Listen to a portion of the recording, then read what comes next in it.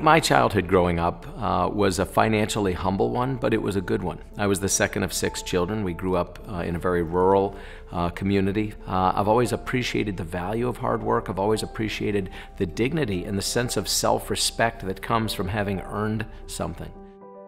First time I got a brand new bicycle, it was a Raleigh Rampart. I bought it at Joe Jones Sports Shop. It was $110.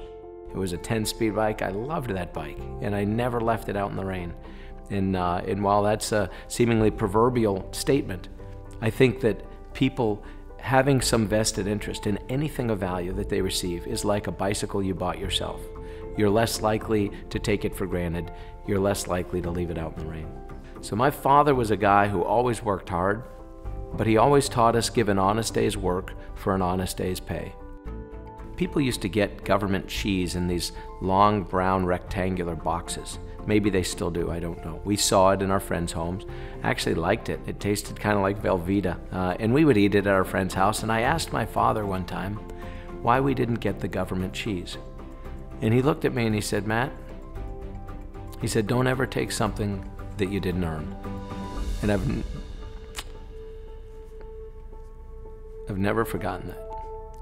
It was a powerful message. It was an important message to tell a young person.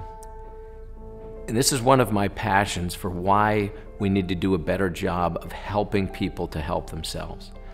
You know, my mindset in how we can help people to help themselves is very much the result of how I was raised personally. We talk a lot about, the American dream, but so many of our entitlement programs have become dead ends. These programs were not intended to be a destination. They were intended to be a way station on the way to pursuing that American dream. So Kentucky, from the very beginning, starting with the previous presidential administration, applied for an 1115 Medicaid waiver. My predecessor had expanded Medicaid in Kentucky. The expectation is that it would add maybe 180,000, and then they said maybe 300,000, and then ultimately it was nearly 500,000 people. More than 480,000 people have been added to the Medicaid rolls.